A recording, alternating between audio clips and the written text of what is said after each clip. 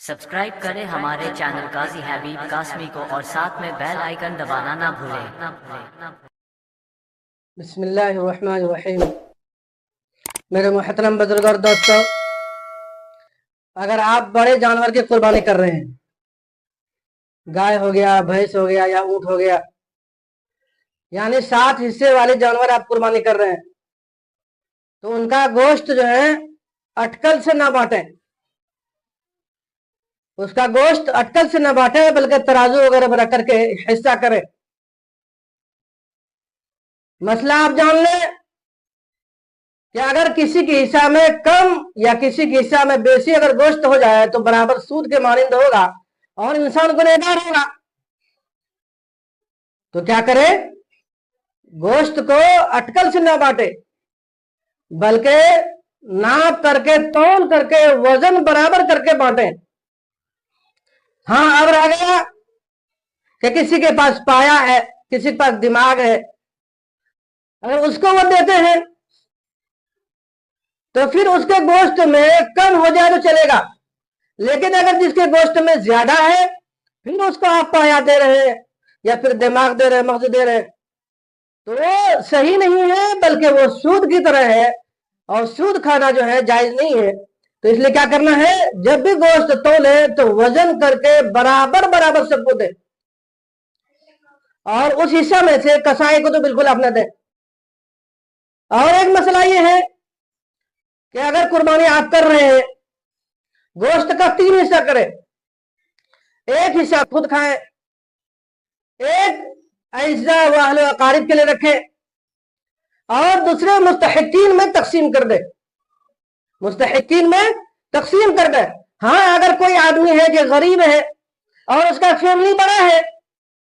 तो अगर पूरे गोश्त को रखना चाहे, जो पूरे साल नहीं खाता है, शहर में उगाता है, तो उसके लिए क्या है कि वो अपना गोश्त खुद रख करके खा सकते हैं। लेकिन अगर बराबर खाता है तो उसे चाहे क्या करे, तकसीम कर दे। लेकिन हाँ, अगर कोई आदमी ऐसा है कि उससे नहीं हो पाता है, बहुत ज्यादा फैमिली उसकी बड़ी है, तो फिर अपना गोश्त खा कर रख सकते हैं, खा सकते हैं। लेकिन गोश्त का हिस्सा क्या करे, 3 करे। पहला हिस्सा जो है अपने लिए, दूसरा हिस्सा जो है अपने ऐसा वकायत के लिए, और तीसरा मुस्तहिकीन में तकसीम करे। मुस्तहिकीन में तकसीम करे। अगर इस तरह करते हैं तो इंशाअल्लाह बेहतर रहेगा। वल्लाहु आलम बिस्सवाब। आप इस तरह की वीडियो जो है, इस्लामिक वीडियो आएंगे, देखें भी, लाइक करें, सब्सक्राइब करें और बेल आइकन दबाना ना भूलें। जब आप बेल आइकन दबाएंगे तो नोटिफिकेशन सबसे पहले आपके पास आएंगे। वीडियो जैसे छूटेगा सबसे पहले आपके पास आएंगे। तो अल्लाह ताला हमें और आपको अमल करने की तौफीक अता फरमाए। فقد قال الله تبارك وتعالى في القرآن المجيد والفرقان الحميد: أعوذ بالله من الشيطان الرجيم، بسم الله الرحمن الرحيم. واعلموا أنما الحياة الدنيا لعب ولهو وزينة وتفاخر بينكم في الأموال والأولاد كمثل غيث أعجب الكفار نباته ثم يهيج فتراه مصفرا ثم يكون حطاما وفي الآخرة عذاب شديد ومغفرة من الله ورضوان وما الحياة الدنيا إلا متاع الغرور. وقال الله تبارك وتعالى في موضع آخر: فمن شاء فليؤمن ومن شاء فليكفر إنا أعتدنا للظالمين نارا أحاط بهم سرادقها وإن يستغيثوا يغاثوا ماء كالمهل وإن يستغيثوا بماء كالمهل بئس الشراب وحسنت مرتفقا يشوي الوجوه بئس الشراب وحسنت مرتفقا. میرے محترم بزرگوں اور دوستوں، اللہ رب العزت نے اس دنیا کو ایک عارضی دنیا بنایا ہے، ایک وقتی دنیا بنایا ہے۔ عارضی اور وقتی کا مطلب یہ ہوتا ہے کہ یہ ہمیشہ ہمیش کے لیے باقی رہنے والی چیز نہیں۔ ایک دن ایک ایسا وقت آئے گا جس دن یہ دنیا ختم ہو جائے گی، یہ دنیا فنا ہو جائے گا، یہ دنیا نیست و نابود ہو جائے گا۔ کہ اس دنیا کے بارے میں اللہ تبارک و تعالیٰ نے قرآن کریم کے اندر ارشاد فرمایا کہ اس دنیا کے اندر رہنے والے لوگ ایک مسافر کی طرح ہیں، ایک راہگیر کی طرح ہے، ایک راستہ ہموار کرنے والے لوگوں کی طرح ہے کہ جن کی کوئی منزل نہیں، کہ جن کی یہ دنیا منزل نہیں ہے، ان کا ہمیشہ کے لیے کوئی ٹھکانہ یہ نہیں۔ دنیاوی زندگی کا نقشہ قرآن کریم نے کھینچا، انما الحیات الدنیا واعلموا انما الحیات الدنیا لعب ولہو، کہ دنیا جو ہے ایک کھیل تماشے کی جگہ ہے۔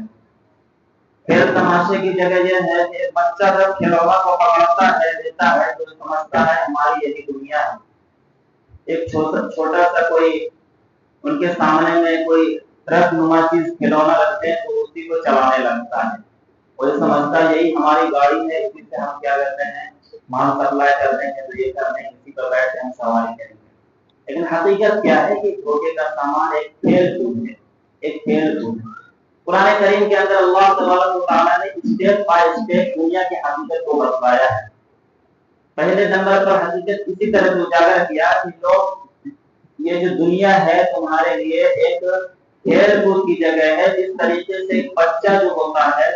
بچہ یہ سمجھتا ہے کہ یہ جو کھلونا ہے یہ ہمارے لیے ہمیشہ کا ہے، یا پھر یہ سمجھتا ہے یہی ہمارے لیے کرامت ہے، یہی ہماری دنیا ہے۔ لیکن جب وہ بڑا ہوتا ہے تو اس کو یہ بات سمجھ میں آتی ہے کہ نہیں، یہ ہمارے لیے اصل چیز نہیں تھی۔ کسی وقت میں ہم یہ سمجھ رہے تھے کہ جو ایک پلاسٹک نما ہمیں بائک دی گئی ہے، پلاسٹک نما کوئی گاڑی دی گئی ہے، کچھ وقت تک ہم یہ سمجھ رہے تھے کہ یہ بائک ہماری ہے، اس کے اوپر سواری کی جاتی ہے، یہی دنیا ہے، اسی میں خوش اور مگن ہوتا ہے۔ لیکن جیسے ہی وہ بڑا ہوتا ہے دھیرے دھیرے انہیں یہ فکر ستانے لگتی ہے تو پلاسٹک والی بائک حقیقت میں نہیں تھی، اصل جو بائک آتی ہے ہونڈا کی بائک آتی ہے یا KTM آتی ہے وغیرہ وغیرہ، جتنے بھی بائک آتے ہیں مارکیٹ کے اندر وہ بائک ہے، اس کو خریدا ہے کچھ بڑے ہونے کے ساتھ۔ ٹھیک، اللہ تبارک و تعالیٰ نے اسی مثال کے ساتھ قرآن کے اندر سمجھایا کہ دنیا جو ہے کھیل کود کی جگہ ہے۔ پہلے انسان اس مرحلے میں آتا ہے، پھر ایک مرحلہ یہ ہوتا ہے کہ انسان دنیاوی زندگی کے اندر کرتا کیا ہے، دوسرا مرحلہ آتا ہے کہ وہ زینت اختیار کرتا ہے۔ یعنی ان کے سامنے میں کوئی منزل نہیں ہوتی ہے، ان کے سامنے میں کوئی ایسا سلیبس تیار نہیں ہوتا ہے جن کو وہ سمجھے کہ ہمیں وہ کرنا چاہیے، ایک منزل ہے وہ ہماری کامیابی ہے۔ اس سے پہلے زینت اختیار کرتا ہے، وہ آئینے کے سامنے کھڑا ہوتا ہے یا دوستوں سے فیڈ بیک لیتا ہے یا تصویروں کو فیس بک کے اوپر وائرل کر کے اس کے بعد کہتا ہے کہ کمنٹ کرو کیسا دکھ رہا ہے تصویریں، ہماری تصویریں کیسی دکھ رہی ہیں۔ یا شادی بیاہ کے اندر یہ تو بچے کر رہے ہیں، لیکن شادی بیاہ کے اندر بوڑھے لوگ بھی کر رہے ہیں، شامل ہو۔ شادی بیاہ کے اندر کیمرہ مین کو بلوا کر کے اور ان سے شادی کی تصویروں کو کلک کرواتے ہیں، باضابطے فیملی تصویر لی جاتی ہے۔ میرے دوست بزرگوں، گویا کہ وہ زینت کا سامان، تصویر ہم کلک کرانے کے بعد اس کو محفوظ کر کے رکھتے ہیں، البم کی شکل میں رکھتے ہیں۔ البم کی شکل میں رکھنے کے بعد آج سے 10 سال بعد یا 5 سال بعد 3 سال بعد اس کو میمورائز کرتے ہیں، اس کو سامنے میں لاتے ہیں کہ دیکھیں یہ ایسے دکھ رہے تھے یا ایسے دکھ رہے تھے۔ اللہ تعالیٰ کہتے ہیں یہ چیز جو زینت اختیار کرنے کی ذریعے تمہارے لیے نہیں، یہ زینت کا سامان گھر کی دنیا بنایا گیا، تم یہ سوچتے ہو زینت کی جگہ ہے، لیکن زینت کی جگہ نہیں ہے، یہ تمہارا حسن ہے، یہ تمہاری جوانی ہے، ڈھل جائے گی۔ فوٹو کا آپ کیا کرو گے، تصویروں کا آپ کیا کرو گے، تصویر بچا کر کے ہی آپ کی جوانی اگر ختم ہو جاتی ہے، تصویر کو یادداشت کے طور پر یاد رکھ کے کیا کرو گے؟ ایک دن آپ کے بچے بھی آئیں گے، آپ کے پوتے ہی آئیں گے، ایک دن تصویر دیکھیں گے، دوسری دن اگر ان کو وہی تصویر دکھائیے گا، تیسری دن پھر وہی تصویر دکھائیے گا تو وہی بچہ کھڑا ہوتے ہیں نہیں ماما کہا ایک ہی چیز دکھاتے ہیں، ہٹائیے اس کو سائڈ کیجیے، تو ایسی بات سامنے آنے لگے گی اور آپ کیا کہتے ہیں قبر کے اندر موجود ہوں گے۔ تو زینت اختیار کرنے کی جگہ ہے، تو بتایا کہ زینت کے تعلق سے یہ عورتوں کا شیوا ہے، ایک مرد کا شیوا نہیں۔ زینت اختیار کرنا عورتوں کا شیوا ہے، اور عورتوں کے اندر بھی زینت وہاں تک کی جا سکتی ہے جو زینت جس زینت کی انہیں شریعت کی اجازت دیتا ہے، جس زینت کے تعلق سے انہیں شریعت کی اجازت دیتا ہے۔ زینت اختیار کرنے کے سلسلے میں انہیں اس حد تک چھوٹ دی گئی ہے، اس حد تک شریعت کی اجازت دی ہے کہ اپنے شوہر کے سامنے زینت اختیار کرے۔ لیکن ایک عورت ہے جو کہ کیا کہتے ہیں 24 گھنٹہ میک اپ کے اندر ملوث ہو کر کے زیادہ تر وقت ان کا آئینے کے سامنے ہی بیتتا ہے، میرے دوستوں کیا ان کا حسن باقی رہ جائے گا، کیا ان کی جوانی باقی رہ جائے گی؟ اس لیے دنیا بنائی گئی۔ تو ایک دوسرے اسٹیپ پر یہ انسان کرتا ہے، تیسرے اسٹیپ پر کرتا کیا ہے کہ آگے جو بھی عمر انسان کی بڑھتی ہے تو اس کے بعد फिल अमवाल वल औलाद, कि इंसान जैसे ही शादीशुदा हो जाता है, शादीशुदा होने के बाद वो क्या कहते हैं, अपने माल के ऊपर इतराता है, अपने पैसों के ऊपर उतराता है, अपनी जमा की हुई पूंजी के ऊपर वो उतराता है, लोगों को दिखाता है कि हम इतने माल वाले हैं, हम इतना पैसे वाले हैं, हमारे पास इतना बैंक बैलेंस है, इसके ऊपर इतराता है। और उसके बाद फिर एक मरहला आता है जहाँ पर इंसान की शादी होने के बाद उनकी औलादें हो जाती है। जैसे ही औलाद उनकी होती है, उसके बाद वो समाज में जाकर के अपनी औलाद की पढ़ाई और तारीफ बयान करता है कि देखो हमारा लड़का ऐसा कर रहा है, हमारा लड़का का ये नाम है, हमारा लड़का का वो नाम है, हमारा लड़का इतना महीने की सैलरी कमा रहा है, इतना कमा रहा है, वगैरह वगैरह फख्र करते हैं। कुरान ने इसी को बयान किया, वतफाकुरुन फिल अमवाल वल औलाद,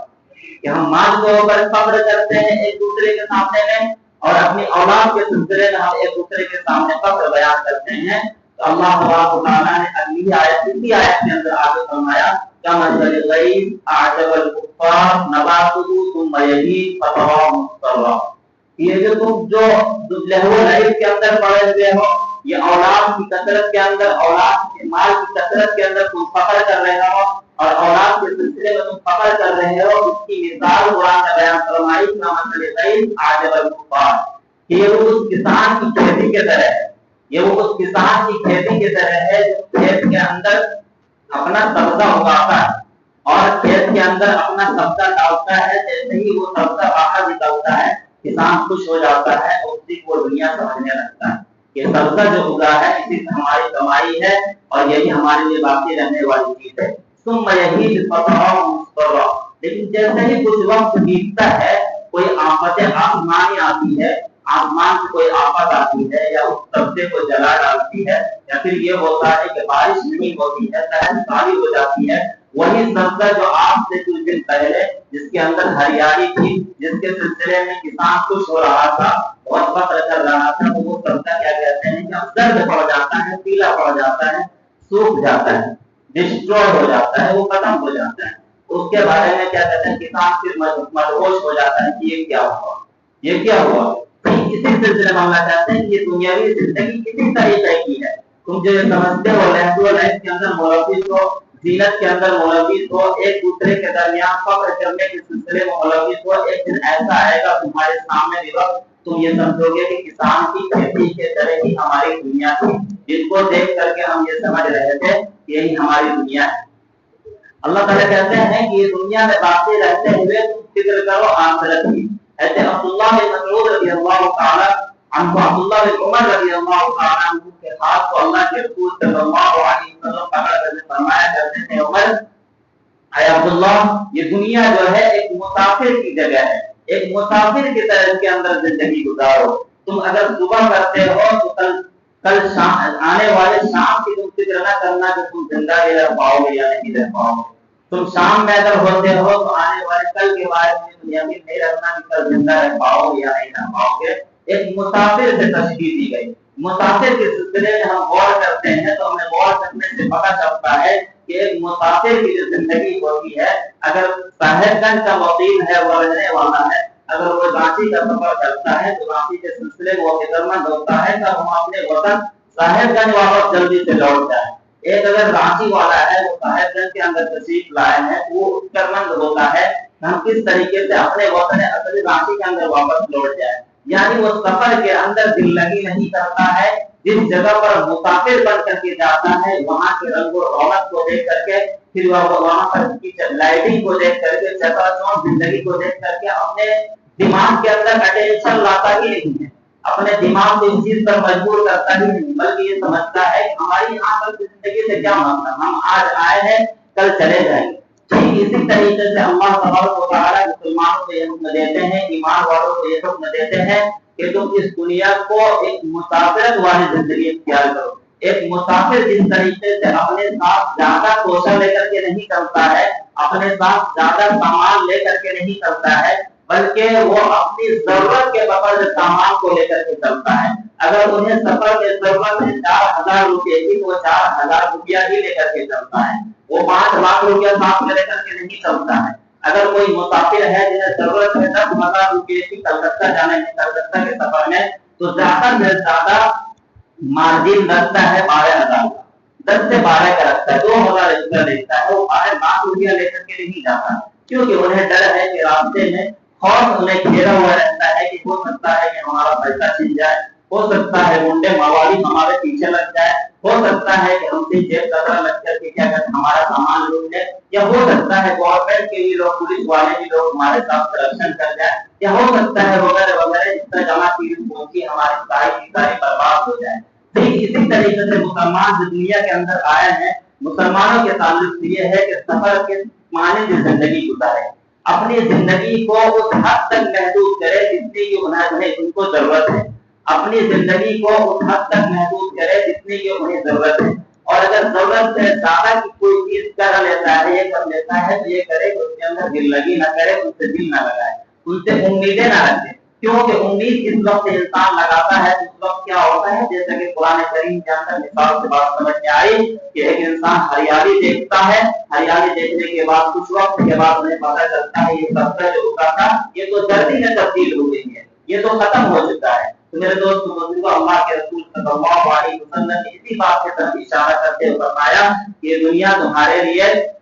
قید خانہ ہے, کہ مومنوں کے لیے دنیا قید خانہ ہے, کافروں کے لیے دنیا جنت ہے, مومنوں کے لیے قید خانہ کس طریقے سے ہے. حدیث کی تشریح سے ہمیں پتہ چلتا ہے کہ ایک مومن جو ہوتا ہے اپنی تمام تر خواہشات کو چھوڑ کر کے طاعت کی اللہ کی طرف لگتا ہے, اللہ کی بندگی کی طرف لگتا ہے. ایک مومن جو ہوتا ہے اپنی تمام تر کچھ خواہشات کو بھی چھوڑتا ہے جن کی طرف اللہ نے انہیں منع کیا ہے, جن کی طرف جانے سے ان کے رسول انہیں منع کرتے ہیں. ایک دیکھتا ہے کہ ایک شہر کے اندر ایک ایسی محفل لگی ہوئی ہے, ایک ایسی محفل لگی ہوئی ہے جو حسن کا سما باندھ لیتی ہے, ایک ایسی محفل لگی ہوئی ہے جو ڈیجے کی شکل میں موجود ہے, یہ ایک ایسی محفل ہے جس کی طرف جانا ہر انسان کی فطرت ہے, جس کے طرف دل کا رخ جانا ہر انسان کا نیچر ہے, لیکن اس کے باوجود بھی وہ انسان اس خوف سے نہیں جاتا ہے, اس ڈر سے نہیں جاتا ہے کہ ہمارا رسول اور ہمارے اللہ اس سلسلے میں منع کرتے ہیں. تو میرے دوست بزرگوں, ہم نے اپنی خواہش کو چھوڑ دی,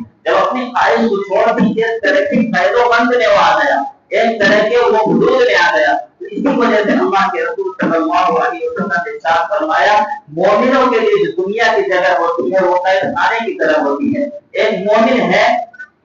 ٹھنڈ کا موسم ہے, جنوری کا ماہ ہے, ٹیمپریچر بہت ہائی ہے, برف باری ہو رہی ہے, اس کے باوجود بھی وہ اپنے گھر میں اٹھتا ہے فجر میں اٹھنے کے ساتھ کیا کہتے ہیں کہ ٹھنڈ پانی, ان کے گھر میں گیزر نہیں ہے, ٹھنڈ پانی سے وضو کرتا ہے, وضو کرنے کے بعد وہ مسجد کا رخ کرتا ہے, اور جب مسجد کا رخ کرتا ہے تو ٹھنڈ راستے میں بھی ہونے لگتی ہے, تو وضو کے بعد انہیں ٹھنڈ لگتی ہے, دوسرا ٹھنڈ یہ ہے کہ راستے میں انہیں ٹھنڈ ستاتی ہے, اس کے باوجود مسجد میں آ کر وہ نماز کے لیے کھڑا ہوتا ہے, پھر یہاں سے واپس جاتا ہے. تو یہ ہوا کہ طاعت کرنے کے سلسلے میں, بندگی کرنے کے سلسلے میں انہیں تکلیف تھی, طاعت کرنے کے سلسلے میں انہیں تکلیف تھی. کس اعتبار سے انسان کیا کہتے ہیں کہ خیر کے اندر ہے, اس سلسلے میں بھی انسان خیر کے اندر ہے. تو اللہ تعالیٰ کہتے ہیں کہ دنیا مومنوں کے لیے خیر خانہ ہے اور جنت ہے کافروں کے لیے. تو اس کا بدلہ اللہ تبارک و تعالیٰ نے کہا اور لکھا ہے قرآن کریم کے اندر. اللہ تعالیٰ ہے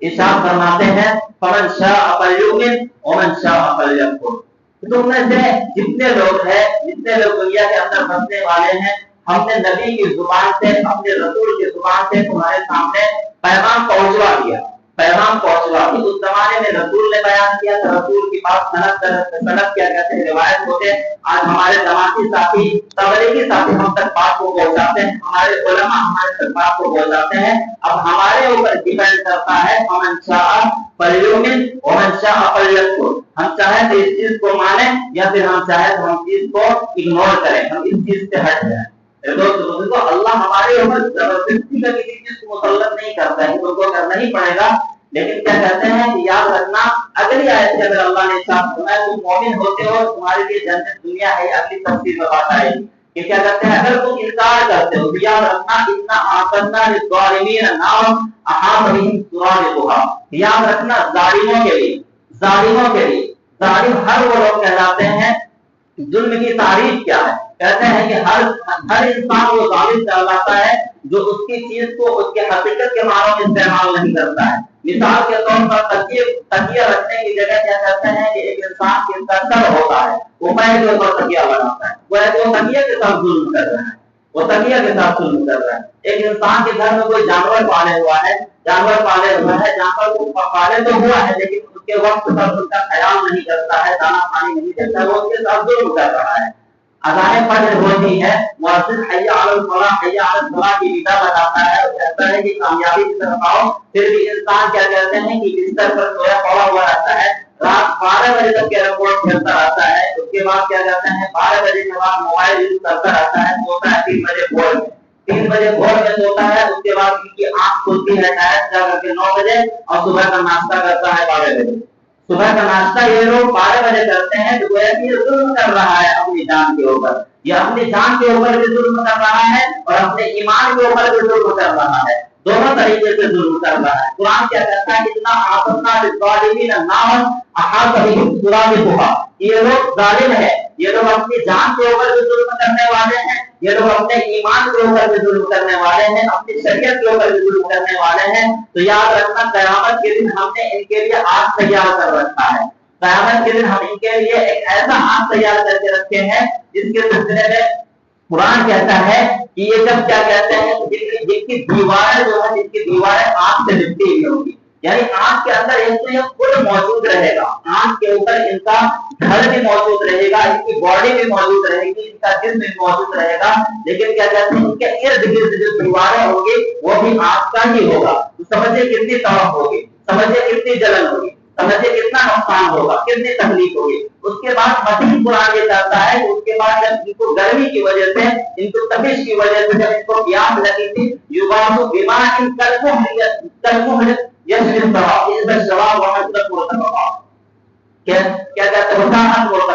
कि जब इनको प्यास लगेगी, प्यास के सिलसिले में जब ये आवाज लगाएगा कोई है जो हमें पानी पिला दे, तो उस वक्त पिघलाए हुए तांबे से क्या कहते हैं इनको सैलाब किया जाएगा, पिलाया जाएगा। एक पिघलाया हुआ तांबा, एक तांबा कितना हीट होता है, एक तांबा किस दाम का होता है, जब उसके उस लिक्विड को जो उन्हें जमा करके उन्हें राख करके उसके बाद जब पिघलाया वो हमारे पेट में चला जाए तो कितना गर्म होता है, पेट का क्या हालत होगा। अल्लाह कहते हैं शराब कितना ही बदबूदार है तुम्हारा पीना, कितना ही बुरी जगह है तुम्हारा ठिकाना। तो अल्लाह हमें इस सिलसिले में आगाह करता है, आगाह क्यों करता है कि ताकि दुनिया के अंदर तुम समझ जाओ तुम्हारे लिए दुनियावी जिंदगी धोखे का सामान है, तुम्हारे लिए दुनियावी जिंदगी क्या कहते हैं तुम हमेशा हमेशा के लिए बाकी रहने वाली नहीं है। बिलमुकाबिल इसके ईमान वालों के ताल्लुक से अल्लाह ताला कहते हैं इन्नल लज़ीना आमनू व अमिलुस सालिहात कानत लहुम जन्नातुल फिरदौस नुज़ुला, कि जो लोग भी ईमान लाए और ईमान के साथ साथ उन्होंने आमाल सालिहा किया और उन्होंने उन चीजों से अपने ऊपर रोक लगा करके रखी जिससे कि हमने मना किया था, उन्होंने किसी चीज के साथ जुल्म नहीं किया, उन्होंने अपनी बॉडी के साथ जुल्म नहीं किया, उन्होंने अपने ईमान के साथ जुल्म नहीं किया, उन्होंने घर के मोहल्ले के